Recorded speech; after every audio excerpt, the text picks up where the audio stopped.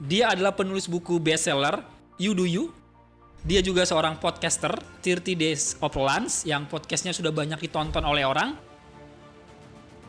Dia juga seorang content creator dan seorang pengusaha. Kalau saya punya kesempatan untuk kembali dan ngobrol ke diri saya umur 20-an, kira-kira obrolan ini akan muncul di kepala saya. Ada 4 hal penting yang akan kita bahas hari ini karena kita bakal ngebahas tentang Ikigai. Apa yang kamu suka, apa yang kamu jago atau skill, apa yang dunia butuhkan, apa yang dunia sedia bayar buat kamu. Tontonin podcast ini sampai selesai. Kalian juga harus subscribe YouTube channelnya kita yaitu superhero.id. Dan jangan lupa juga share ke teman-teman kalian supaya banyak orang yang mendapatkan manfaatnya. So please welcome, ini dia Felix Andro Ruby. Halo, saya Ruby. Oke, ini bukunya yang berjudul You Do You. Yes. Itu sebenarnya lebih mau explain apa sih sebenarnya? Simpelnya buku ini adalah unofficial guide buat teman-teman yang lagi ngalamin quarter life crisis. Oke. Dan kadang-kadang quarter life crisis atau kebingungan ketika kita menghadapi persimpangan hidup itu bisa hadir di usia 17, 15, ada yang umur 40 baru dia mengalami persimpangan ini gitu. Jadi untuk memudahkan kita punya semacam panduan atau semacam peta untuk lebih mudah mengambil keputusan dalam karir, keuangan, dan hidup dalam general lah. Menurut pengalaman Mas Ruby secara pribadi mengalami quarter life crisis itu karena apa sih biasanya? Normal banget sih, semua orang pasti mengalami. Di sini ada 1, 2, 3, 4, 5, 6, 7, 8, 9. Nah, kalau kita tanyain harusnya ada 2 orang di sini yang lagi mengalami krisis. By statistic alone ya gitu. Karena namanya hidup pasti mengalami permasalahan, mengalami struggle. Dan permasalahan itu juga datangnya 2 sisi ya. Ada orang yang mungkin lagi di titik terendah dalam hidup dia jadi bingung mesti ngapain. Ada orang yang sudah exit dari investmentnya dia sehingga dia nggak perlu kerja lagi seumur hidup. Dia juga bingung mau ngapain sama hidupnya sesudah itu. Nah, jadi baik di titik terendah maupun di titik yang atas, orang bisa mempunyai kebingungan ini. Dan sesuatu yang sangat manusiawi sekali.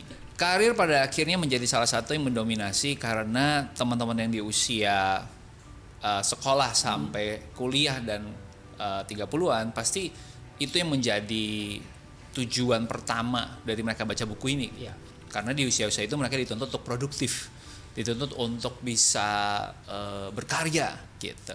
Oke, ada salah satu konten yang tayangnya di YouTube, kontennya Mas Ruby yang viral saat itu.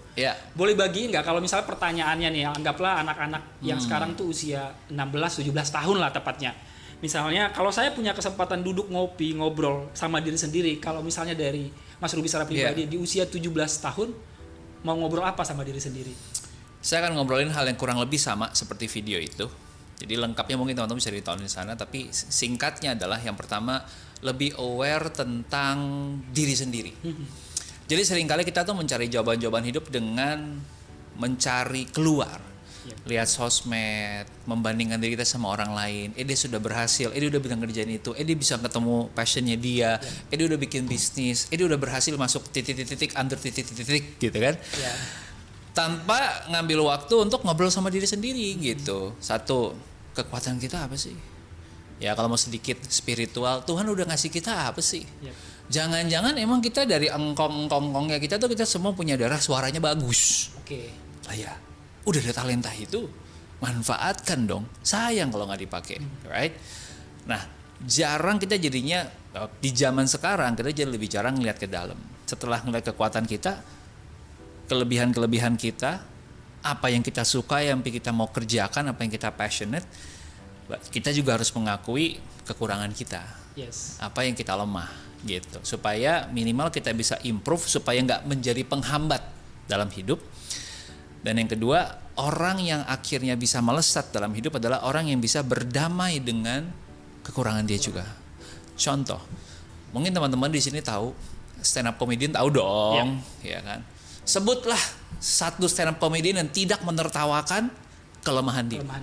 Gak ada. Bahkan seringkali kelemahan dia itu yang jadi bahan ketertawaan pertama kan? Setuju banget. Karena dia sudah berdamai. Ya ini bagian dari diri gue. Dan gue bahkan bisa menertawakan itu. Bahkan itu jadi bahan komediannya dia. Exactly. Bisa cari duit dari situ loh. Betul. 1000-an orang nonton Dani Aditya kondisi difabel. Menertawakan apa? Kedifabelan dia. Nama saya Dani. Dan saya cacat fisik. Jadi anak cacat fisik itu enak. Kalau nggak percaya coba aja sendiri.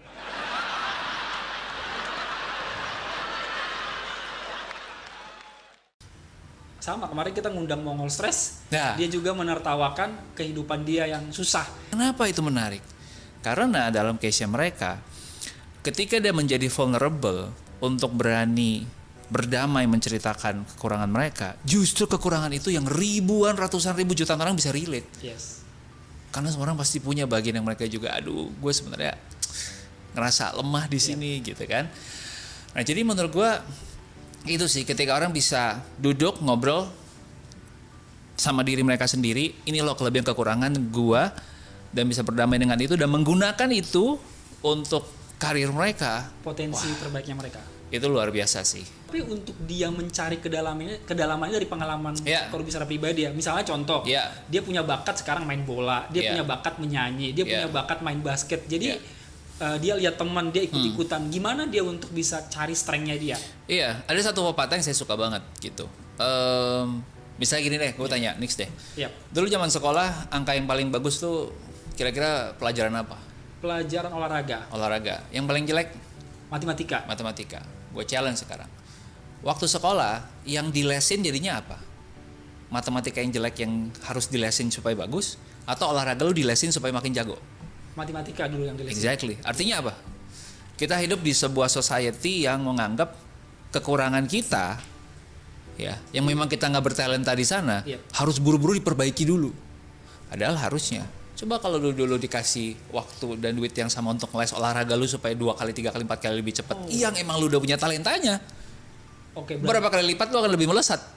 Oke. Gitu. Ini seperti yang Deddy Kobuser bilang ya. Sekarang kan identik nih nilai kita kan misalnya matematika jelek, ya udah Yeah. harus dilesin matematika, harus Yeah. dipaksa biar nilai Oh. matematikanya 7 atau 8 gitu Yes. kan. Sementara Yes. seperti tadi Mas Ruby bilang tadi, kuatnya tuh di sini gitu. Yes. Seharusnya yang kuatnya itu yang harus dikembangin. Di double down lagi energi, waktu dan tenaga.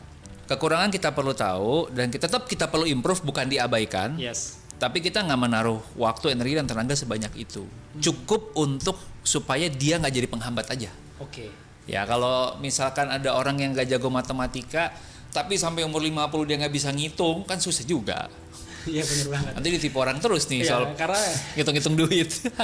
apapun bidang pelajaran yang kita pelajari Yeah. pasti ada nanti. Yes, tapi minimum requirement-nya bisa sampai situ dulu gitu. Jadi dia nggak perlu belajar algoritma yang ribet, nggak perlu belajar Pitagoras segala macam yang heboh matematikanya, tapi cukup misalkan buat dia survive dalam hidup gitu Oke, maksudnya. berarti kalau anak remaja ini usia 17 tahun Iya. atau dia mau kuliah ini, ketika dia sudah tahu bahwa ini loh yang paling aku suka, ini Iya. loh yang membuat aku lebih semangat ngejalaninnya, dia fokus di situ aja atau kayak gimana? Menurutku itu adalah satu area yang bisa menjadi fokus dulu. Karena gini, saya nggak pernah berani dan nggak akan bilang bahwa ini pasti. Yes. Pasti ada faktor X soalnya kan. Ada keberuntungan di sana yang kita nggak tahu. Jadi bayangin nih sekarang Nix nih ya. Ini ada vertikalnya, ini adalah seberapa kita jago, ya, makin ke atas makin jago. Lalu ada horizontalnya, X-nya ini adalah seberapa kita suka atau enjoy ya. Makin ke sini makin suka. Yep. Right? Lalu di antara tengah-tengah X dan tengah-tengah Y kita tarik garis lagi. Berarti kita punya 4 kotak sekarang. Yep. Right? Yang paling sini berarti yang paling atas berarti kita suka banget dan jago banget. Turun ke bawah suka banget tapi nggak jago-jago banget. Nah, ini kolom kedua. Kolom ketiga kita jago tapi nggak suka-suka banget. Kolom terakhir ini yang paling dihindari, nomor 4. Udah nggak jago, nggak suka pula. Right? Nah, kenapa saya buat urutannya seperti itu? Ya kita fokus dulu ke yang kolom 1. Kita udah punya potensi jagonya atau kita udah ada talenta di sana dan kita juga suka. Yes. Kenapa? Kalau kita suka mengerjakannya, mau capek, ngabisin waktu, ngabisin tenaga, kita tetap akan semangat menjalani semua itu. Nah, itu yang namanya passion. Passion itu bukan cuma sekedar suka, tapi mau mengorbankan waktu, energi, dan tenaga untuk jadi jago di sana. Karena passion, akar katanya adalah mau berkorban. Oke. Right? Nah, itu makanya kolom pertama. Yes. Nah, kolom kedua menurut saya, untuk ngomongin probabilitas berhasil, yang kita suka dulu walaupun kita belum jago.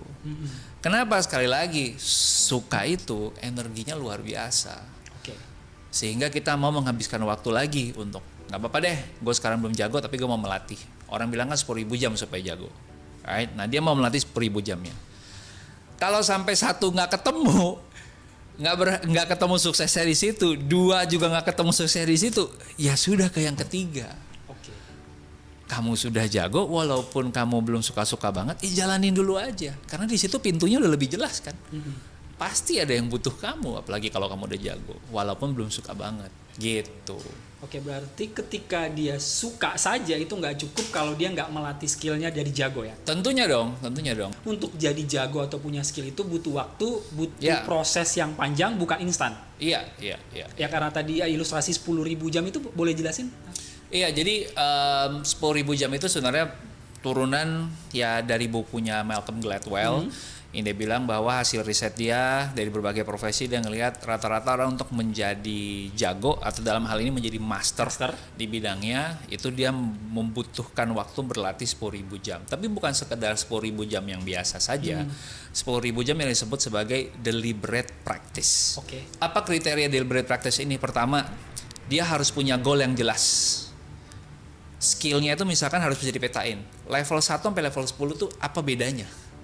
Sehingga dia tahu, kalau dia udah naik dari 1 ke 2 dia tahu, 2 ke 3 dia tahu. Yang kedua, dia juga harus bisa dapat feedback yang segera dan tepat. Karena seringkali yang terjadi di lapangan adalah kita hidup di budaya timur yang mungkin orang kagak enakan. Sungken kalau katanya ya. Sehingga walaupun anak kita sendiri ternyata nggak improve banget atau nggak bagus banget, dia bilang oh nggak apa-apa, it's okay, oh sajian gitu ya, gitu. Akhirnya kita nggak bisa jujur bahwa sebenarnya dia belum improve, gitu. Padahal kita sebenarnya bisa kok bahasakan dengan cara yang enak, gitu. Kamu mungkin sekarang belum jago, tapi bisa jago kalau kamu mau berlatih di bagian 1, 2, 3 yang kita lihat kamu masih bisa ada room for improvement. Yang kedua, feedback. Jadi kalau 2 itu bisa jalan terus gitu ya, dan dia sadar dia terus mau memperbaiki 10.000 jam kayak gitu, to make sense. Karena ada orang yang 10.000 jam itu sebenarnya cuma mengulang 10 jam yang sama diulang-ulang 100 kali. Hasilnya nggak Jadi sebenarnya dia nggak belajar hal yang baru. Dia tetap amatir, mengulang level amatirnya dia 1.000 kali. Berarti apakah teknik itu juga, 10.000 jam itu juga yang mungkin dipakai oleh pemain-pemain kelas dunia seperti Michael Jordan, Messi, Ronaldo yang mereka punya? Definitely. Seperti apa? Definitely. Ya kita, mungkin saya lebih senang ngambil contoh Tiger Woods tuh yang saya suka nonton dokumenterinya ya. Dia dari umur 3 tahun aja udah ngelatihan mukul stick golf. Wow. By the time dia umur 13, dia udah 10 tahun. Belajar itu, sehingga nggak kaget ketika dia di umur belasan seperti teman-teman yang mungkin lagi dengar ini, dia udah bersinar di situ, udah bisa bersaing sama orang-orang lain, pegolf lain mungkin dia umur 20-an di atas dia. Gitu. Sama halnya juga kayak dokumenter di Netflix juga, Messi kan mulai dari usia 6 tahun. 6 tahun Ronaldo masuk sekolah sepak bola. Mereka sudah mulai dilatih. Betul. Bahkan kalau kita lihat dokumenternya Michael Jordan juga kan, waktu dia The Last Dance itu dia ngomong di situ bahwa usia remaja aja dia udah fokus. Plus kalau case-nya kayak Messi, kayak Jordan, kayak Tiger Woods, dia ketemu dengan coach yang tepat. Yang emang pas, orang-orang yang exactly tepat. Dan 10.000 jamnya makanya bisa bagus banget deliberate practice-nya. Itu pun kalau nggak ada faktor S yang terjadi kan. Bayangin kalau tiba-tiba Michael Jordan di umur 17 kecelakaan mobil, ditabrak orang, cek kakinya patah, nggak bisa balik lagi kayak normal, lompatnya udah nggak bisa kayak dulu. Kelar kan? Nah makanya saya nggak bisa bilang bahwa there's only one scenario gitu. Nah apakah dulu seorang bro juga di usia 17 saat itu sudah tahu nggak sih? Enggak. Misalnya apakah saat itu kayaknya potensinya atau seperti apa? Nggak tahu. Kuliah aja bukan saya yang pilih. Kuliah aja kira-kira. Apalagi umur 17 waktu itu nggak terpapar dengan banyak hal. Rata-rata umur 17 pada waktu itu SD, SMP, SMA di sekolah yang sama, nggak banyak pindah, pergaulannya situ-situ aja, ya kan. Jarang hangout juga, sehingga nggak punya banyak pilihan waktu itu. Jadi ya saya ngelihat apa yang paling masuk akal, saya kerjakan. Waktu itu saya ngambil kuliahnya marketing. Ya, tapi marketingnya masih ada hubungan lah ya sekarang ya. Oh, enggak juga. Enggak juga. Nih ya. Lulus kuliah marketing 2008. 2012 muncul apa? social media marketing, Oh. Instagram, changing the game semua lagi. Jadi 4 tahun setelah saya lulus, saya dipaksa harus belajar lagi dari nol. Ada binatang baru nih namanya social media marketing yang bahkan sekarang jadi strategi nomor 1 orang-orang gitu kalau ngerjain marketing. Yes. Ya kan? Gitu. Nah itulah yang saya bilang ada faktor X yang kita nggak pernah bisa tahu. Kuncinya ya kita harus mau adaptable. Kita Gitu. mau berubah dengan perubahan zaman juga. Exactly. Oke, ini ada yang menarik, ada statement juga yang dibilang di video itu bahwa Iya.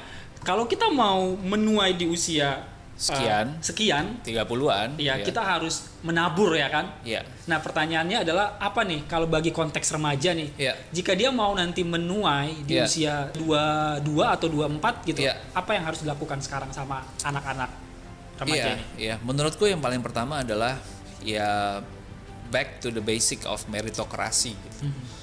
Pada akhirnya ya yang akan survive di dunia ini adalah mereka yang punya skill yang spesifik, yang bisa ditawarkan, yang dunia butuh.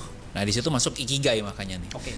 Ikigai ini berangkat dari bahasa Jepang, istilah Jepang, yang sebenarnya mirip dengan kata purpose atau tujuan hidup. Buat kamu yang hari ini lagi nonton podcastnya Super Youth, ya kamu lagi bingung tentang masa depan kamu, atau bahkan kamu bingung dengan potensi terbaik kamu sudah coba ini itu dan akhirnya buat kamu malah linglung makin bingung gitu. Atau kamu yang dari SMA bingung juga mau menentukan bidang atau jurusan yang kamu sukai.